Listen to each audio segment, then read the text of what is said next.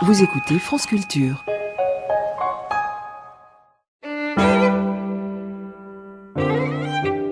Voici maintenant une Essistaxit, c'est-à-dire une enrichissante conversation avec l'incontournable Simone C'est moi.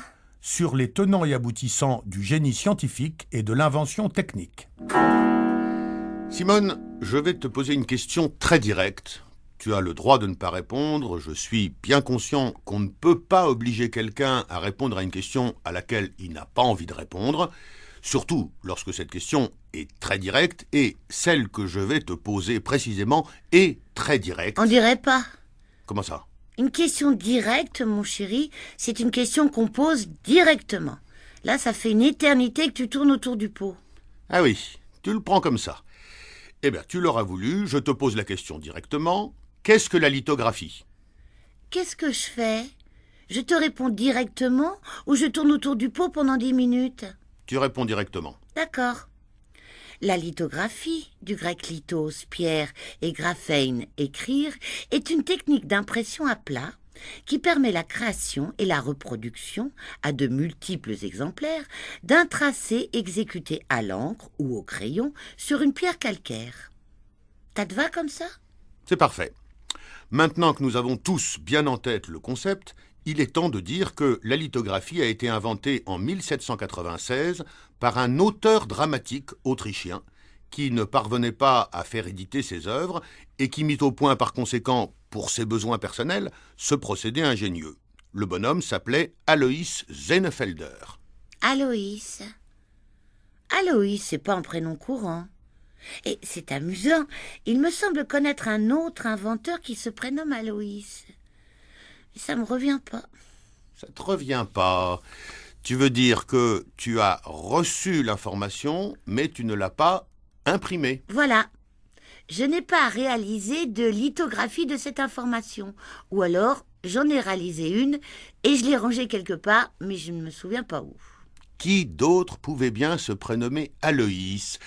C'est bizarre, j'ai comme l'impression que les deux Aloïs ont un rapport avec l'impression, avec le fait d'imprimer. Imprimer dans la pierre ou dans la mémoire. Ah oui, merci. Alzheimer. Alois Alzheimer, médecin psychiatre et neurologue allemand, né le 14 juin 1864 à Markbreit et mort le 19 décembre 1915 à Breslau. Tu vois, quand ça revient bien. Tout est revenu d'un coup. Et l'état civil de l'autre Aloïs, il te revient aussi ? Senefelder ? Attends voir. Alois Senefelder, inventeur de la lithographie, est né le 6 novembre 1771 à Prague et il est mort à Munich le 26 février 1834. Alors ça, par exemple, où avais-tu donc imprimé tout ça ? Ah bah, ça va te paraître curieux, mais j'ai le cerveau calcaire. Les informations qui y parviennent s'impriment à l'encre neuronale et une fois, de temps en temps, je plonge mon cerveau dans un bain fait d'une mesure d'eau forte pour 10 mesures d'eau.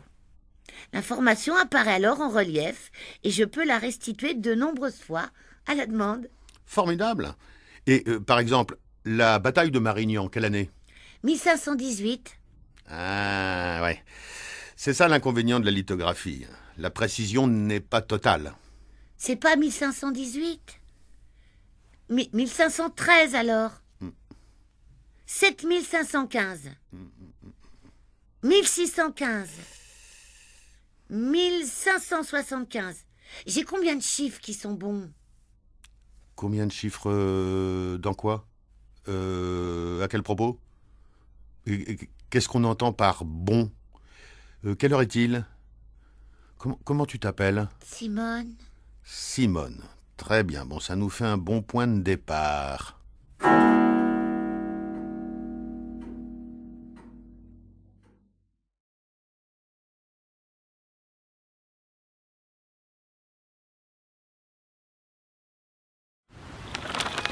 Vous écoutez France Culture.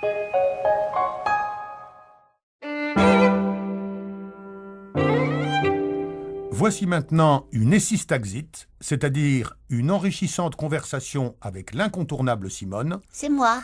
sur les tenants et aboutissants du génie scientifique et de l'invention technique. Il serait abusif, ma chère Simone, d'affirmer que l'Américain Elisha Graves Otis a inventé l'ascenseur. Des ascenseurs, il en existait depuis longtemps, actionnés par un treuil à bras du temps d'Archimède déjà, et puis bien d'autres plus ou moins rudimentaires dans les monastères grecs des météores, ou tout bêtement dans les mines. Bref, ce n'est pas Otis qui a inventé à proprement parler l'ascenseur. Non, non. L'ascenseur existait avant lui, mais le problème c'est qu'avant lui, l'ascenseur était très dangereux. Une rupture de câble ou de corde et adieu tout le monde. C'est alors qu'en 1853, Parfaitement. En 1853, Elisha Otis invente le frein parachute, un système de frein de sécurité empêchant la chute de la cabine en cas de rupture du câble. Et il fait lui-même la démonstration de l'efficacité de son invention. Perché sur une plateforme de levage bien au-dessus de la foule du Crystal Palace à New York, il stupéfie l'assistance en ordonnant dramatiquement de couper avec une hache la seule corde de suspension de la plateforme sur laquelle il se tient. La plateforme chute de quelques centimètres, puis s'arrête. CQFD, l'ascenseur moderne à la portée de tous vient de voir le jour. formidable. Mais alors comment ça marche, ce frein parachute? Quel est le principe? Les ascenseurs modernes, Simone, c'est-à-dire en principe tous les ascenseurs en fonction sur la planète, sont équipés d'un régulateur de vitesse, un dispositif mécanique de contrôle de la vitesse. En cas de survitesse de la cabine en descente, le régulateur s'arrête de tourner, il bloque le câble qui l'entraînait et ce câble provoque le déclenchement du parachute de cabine. Moi, j'ai entendu parler d'un frein électromagnétique, constitué de mâchoires en prise sur les guides de l'ascenseur. Des mâchoires que le circuit électromagnétique force à rester ouvertes. Mais dès que le courant est coupé, les mâchoires s'écartent et bloquent la cabine. Oui, si tu veux, mais ça n'enlève pas la nécessité d'un régulateur de vitesse, parce que dans ton système, si le câble porteur se rompt, mais que le courant n'est pas coupé, l'ascenseur tombe. D'où l'intérêt d'un dispositif de contrôle de la vitesse, fonctionnant sur le principe de la force centrifuge, qui détecte l'excès de vitesse de l'ascenseur en descente, mais également dans certains cas en montée, et qui déclenche alors un frein de secours, que ce frein soit mécanique ou électromagnétique. Mais si le régulateur de vitesse casse, Il ne casse pas. pourquoi il ne casserait pas? Si le câble peut casser, je ne vois pas pourquoi le régulateur ne casserait pas. Il se trouve qu'il ne casse pas. Il est incassable. Grâce à quoi il est incassable? Tu m'emmerdes, Simone. Adresse-toi à Otis si tu veux tout savoir. Il est mort en 1861. Eh ben, adresse-toi à ses descendants, ils ont repris la boutique. Ses descendants, ils descendent à quelle vitesse? Oh, pardon, j'ai rien dit.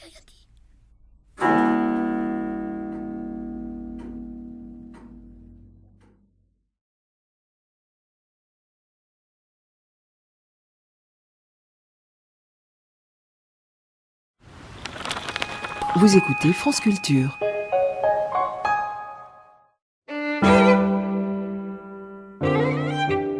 Voici maintenant une Essistaxite, c'est-à-dire une enrichissante conversation avec l'incontournable Simone C'est moi. sur les tenants et aboutissants du génie scientifique et de l'invention technique. Connais-tu, Simone, l'histoire extraordinaire de Karl Schulter? Non, raconte. L'histoire commence en 1924. Karl Schulter est un jeune inventeur allemand, ingénieur de son état, qui se passionne pour les derniers développements de la théorie quantique, à la suite des découvertes de Max Planck au début de ce siècle-là. La constante de Planck est égale à 6, 62, 60, 755 que multiplie 10 puissance moins 34 joules seconde. Qu'est-ce que ça vient faire là? Rien. Je le dis, au cas où. Au cas où quoi?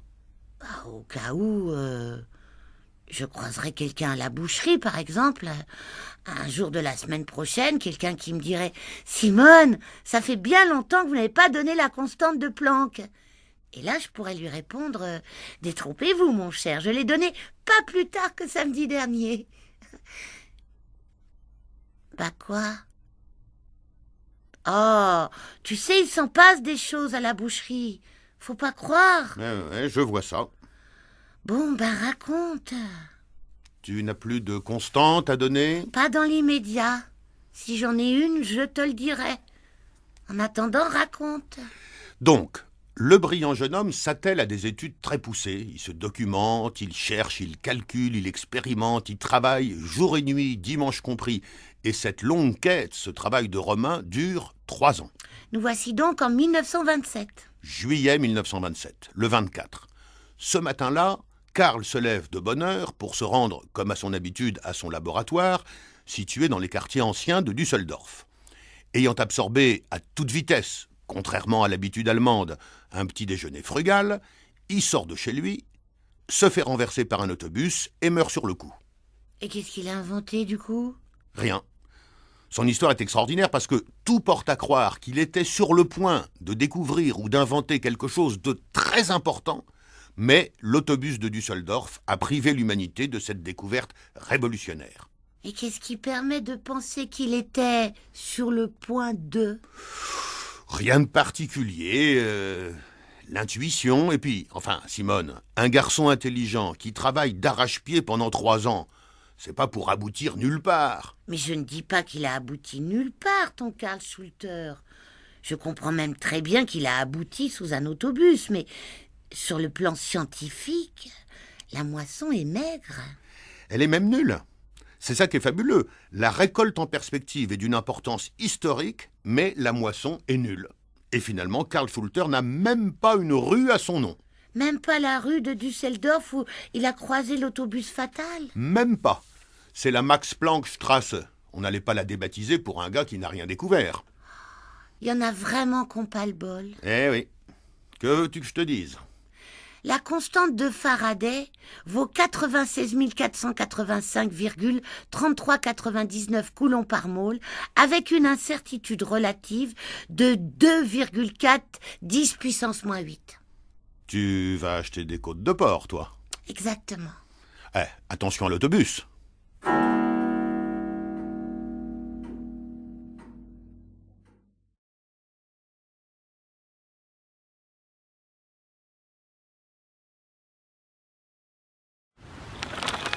Vous écoutez France Culture.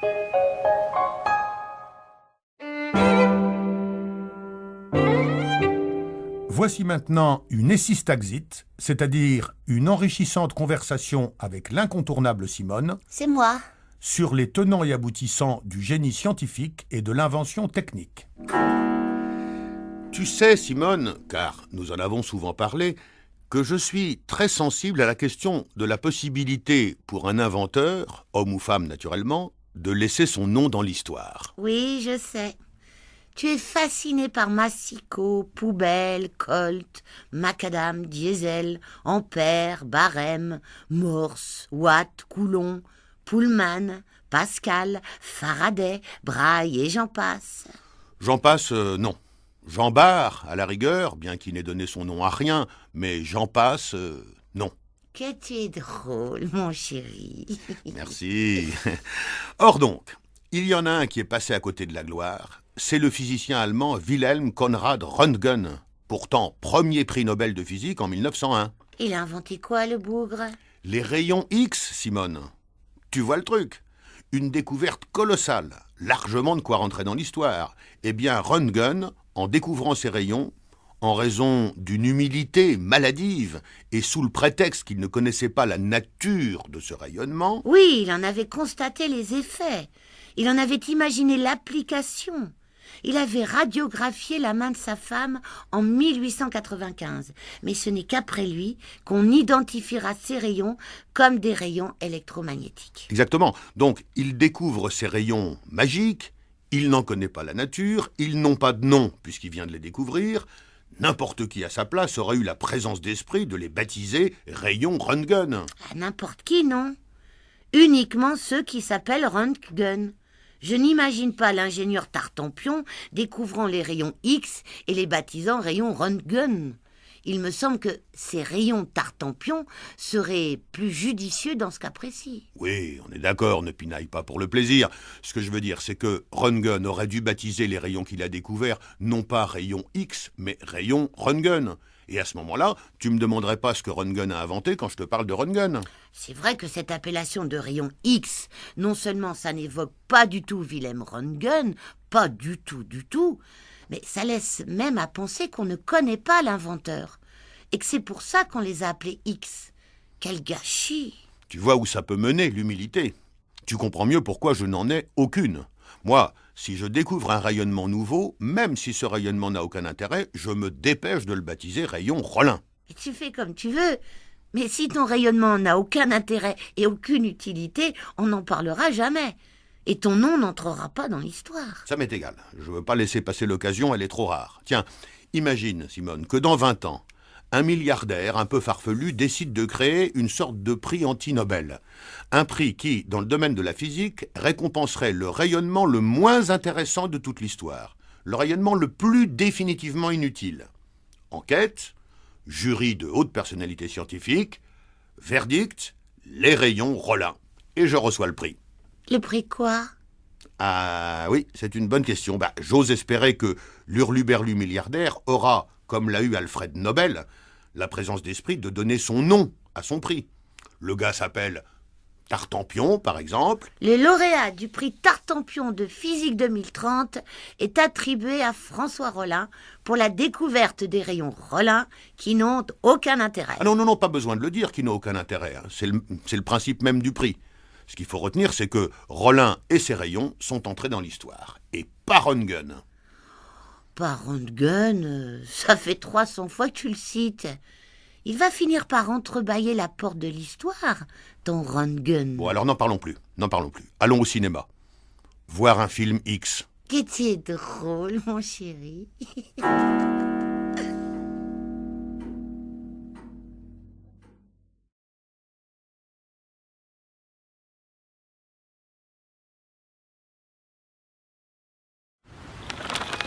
Vous écoutez France Culture.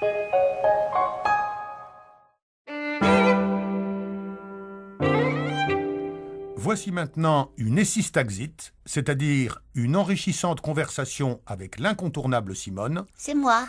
sur les tenants et aboutissants du génie scientifique et de l'invention technique. Simone, écoute bien ce que je trouve sur Internet à propos du métronome. Écoute bien, tu vas être écœuré. La perspective n'est pas très réjouissante, mais j'écoute. Je cite. Inventé à Amsterdam en 1812 par l'horloger hollandais Dietrich Nicolaus Winkel, le métronome traditionnel à pulsation audible fut breveté en 1816 par l'allemand Johann Nepomuk Melzel. Qu'est-ce que tu dis de ça? Je suis écœurée. Comme moi. J'avais toujours attribué l'invention du métronome à Melzel, comme ça, en confiance. Et j'apprends que le véritable inventeur, c'est Winkel. Melzel s'est contenté, le petit malin, de breveter l'invention de Winkel. C'est écœurant. Ne t'emballe pas. Tout ça, c'est sur Internet, c'est pas la Bible. Si ça se trouve, le métronome de Winkel n'était pas fiable. Pas fiable, qu'est-ce que tu veux dire? Je sais pas. Peut-être qu'il sentait le hareng pourri. Le métronome de Winkel? Tu dis ça parce que Winkel était hollandais? Non, je ne dis pas ça. J'imagine. J'essaie de penser qu'il y a une justice dans l'histoire des inventions. Que si Melzel est connu comme étant l'inventeur du métronome, c'est que son métronome était au point, et que les métronomes d'avant lui avaient un défaut. Je ne sais pas lequel. Une odeur de hareng, par exemple? Par exemple. Mais j'ai dit ça sans réfléchir. L'odeur de hareng, ce n'est pas ce qu'il y a de plus fâcheux pour un métronome. Non, je pense à un défaut de régularité plutôt. Ah, tu penses que le modèle Winkel n'était pas régulier? Non, ne me fais pas dire ce que je n'ai pas dit, je n'en sais rien, je me demande. Je me dis que si la Vox Populi attribue le métronome à Melzel, ça ne peut pas être sans raison. Ou alors il faudra m'expliquer pourquoi l'invention du métronome n'est pas attribuée carrément au Français Étienne Loulier, qui a mis au point le premier métronome gradué en 1696. Certes, le machin faisait 2 mètres de haut. Certes, ses battements étaient muets, mais néanmoins le métronome était là. Et alors, pour le coup, pas la moindre odeur de hareng. Loulier ne mangeait pas de poisson, il avait horreur de ça. Il n'aurait jamais permis qu'un poisson s'approche de chez lui, et encore moins un hareng. D'ailleurs, son psychanalyste lui disait « Monsieur Étienne, il y a 2 grandes questions qu'il nous faut essayer de régler. Premièrement, votre obsession du temps qui passe et votre manie de la régularité. Et deuxièmement, votre phobie des poissons et spécifiquement des harengs. Il nous faut travailler là-dessus, Étienne. Mais la séance est terminée. Vous me devez 3 louis. N'oubliez pas de relever le pont-levis en partant. Tu peux y aller. Tout ça est sur Internet. J'invente rien. » Là, honnêtement, Simone, tu m'embrouilles, je ne sais plus quoi penser. J'aurais tellement aimé pouvoir me dire « L'inventeur du métronome, c'est Loulier ». Ou bien « L'inventeur du métronome, c'est Winkel ». Ou bien « L'inventeur du métronome, c'est Melzel ». À la limite, peu importe. Ce que je voudrais, c'est que la question soit tranchée. Bon, écoute, quand tu achètes un métronome, pas un métronome électronique, non, pas les petits gadgets de chez Sony, un métronome classique, avec son balancier gradué et sa caisse en bois de noyer verni. Quel est le nom qui est écrit dessus? Melzel. Eh ben voilà. Si c'est écrit, c'est que c'est vrai. Si c'est écrit Melzel sur le bazar, c'est que le bazar était inventé par Melzel. Fais comme moi, simplifie-toi l'existence. Quand tu vois écrit Pink Lady sur une pomme, dis-toi que cette pomme a été inventée par Pink Lady. Ne cherche pas midi à 14h. Bois une tisane et va te coucher. Maintenant ? Oui, maintenant. Tac, tac, tac, tac, tac. Bonne nuit, chérie.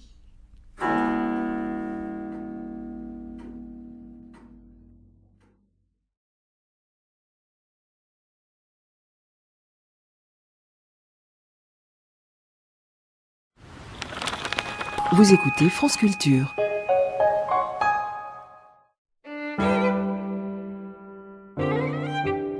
Voici maintenant une Essistaxit, c'est-à-dire une enrichissante conversation avec l'incontournable Simone C'est moi. sur les tenants et aboutissants du génie scientifique et de l'invention technique.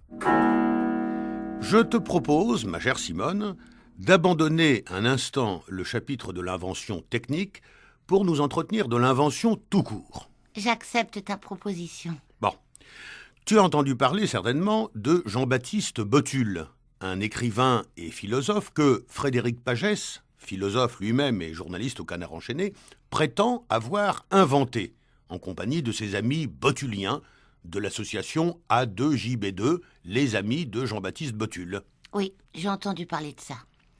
Pagès prétend être l'auteur de La vie sexuelle d'Emmanuel Kant, un livre signé Botul et cité très sérieusement par Bernard-Henri Lévy dans son dernier livre De la guerre en philosophie. Voilà.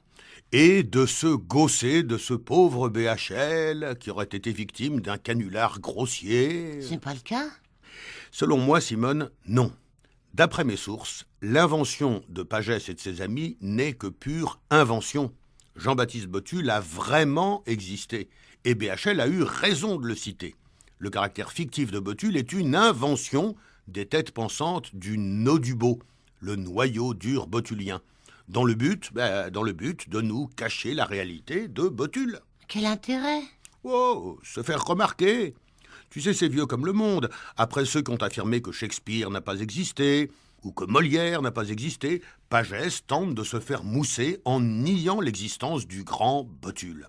Mais c'est peine perdue. Botul a existé. Il est né le 15 août 1896 dans le village de Lerrières, dans l'Aude, et il y est mort le 15 août 1947. La preuve, une rue de la commune de Pommy, toujours dans l'Aude, porte le nom de Jean-Baptiste Botul. Comment une rue pourrait-elle, Simone, porter le nom de quelqu'un qui n'existe pas?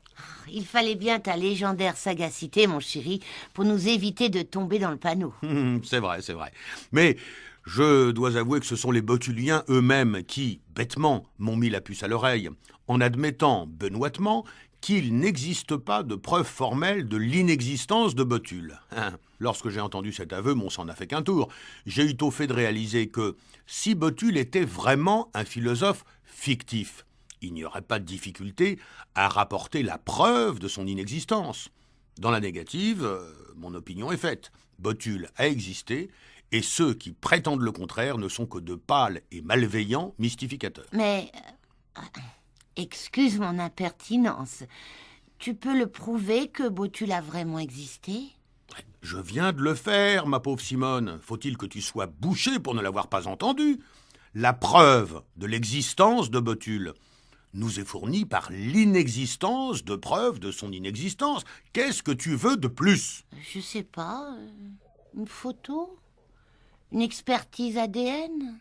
Eh bien, ma chère Simone, puisque tu en parles, le séquençage de l'ADN a été inventé aux alentours de 1976.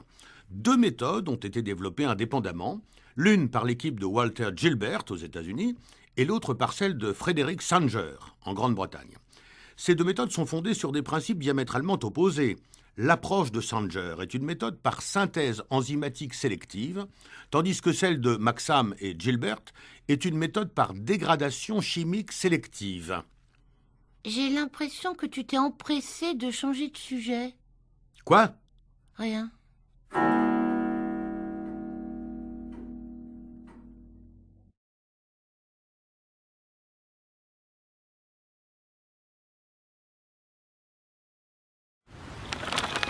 Vous écoutez France Culture.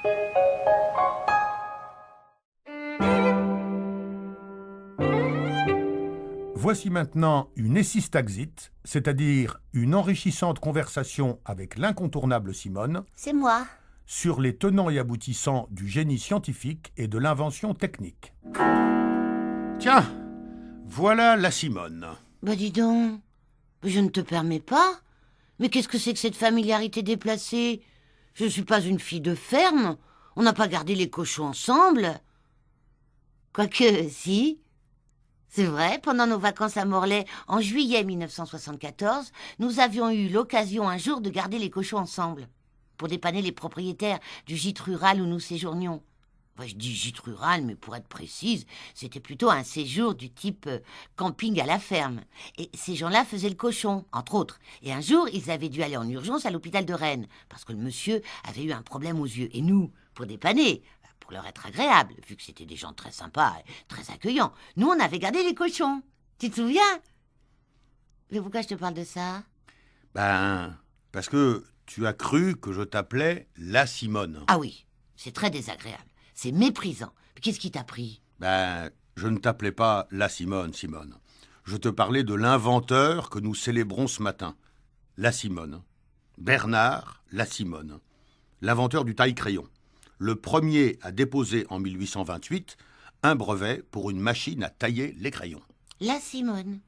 Inventeur du taille-crayon. Inventeur d'une machine à tailler les crayons, d'un taille-crayon mécanique. Le taille-crayon manuel, le petit objet rigolo qu'on trouve dans la trousse des écoliers, celui-là a été inventé successivement aux alentours de 1847 par Thierry des Estivaux à Paris, puis en 1908 à Erlangen en Allemagne par Théodore Paul Möbius. Möbius, celui de l'anneau? Ah non, non. Le Möbius de l'anneau, c'est Auguste Ferdinand Möbius, le mathématicien. Le Möbius du taille-crayon était patron d'une fabrique de balais. D'une fabrique de crayons, tu veux dire? Non, d'une fabrique de balais. Ah, tu dois faire erreur. L'inventeur du taille-crayon est forcément patron d'une fabrique de crayons. Le patron d'une fabrique de balais, il invente le taille-balai. C'est quoi un taille-balai? C'est un objet qui sert à tailler les balais. Ça se taille, les balais? Non, ça ne se taille pas, à ma connaissance. Mais si ça se taillait, ce serait au moyen d'un taille-balai. Ah, à ce compte-là, il faut inventer d'urgence le taille-jambon. Parce que si on se met subitement à tailler les jambons, bon, ce qui n'est pas le cas pour l'instant, mais si l'humanité s'avise demain de tailler les jambons, on aura fichtrement besoin d'un taille-jambon. Ah, il faudra d'abord inventer un taille-cochon. Je dis ça parce que je repense à nos amis de Morlaix. Enfin, nos amis, c'est peut-être un grand mot. Mais c'était vraiment comme des amis à la fin, tu te souviens? On a voulu y retourner l'année d'après, mais on s'y était pris trop tard. Tout était réservé. Dommage. Eh bien, ces gens-là, s'ils pouvaient disposer d'un taille-cochon pour tailler les cochons en jambon, puis d'un taille-jambon pour tailler les jambons ainsi obtenus, et enfin d'un taille-crayon pour tailler le crayon qui leur sert à noter combien de cochons taillés ont donné combien de jambons à tailler, ça leur simplifierait bien la vie. Ou pas. Oui, voilà, c'est ce que j'allais te dire. Ou pas.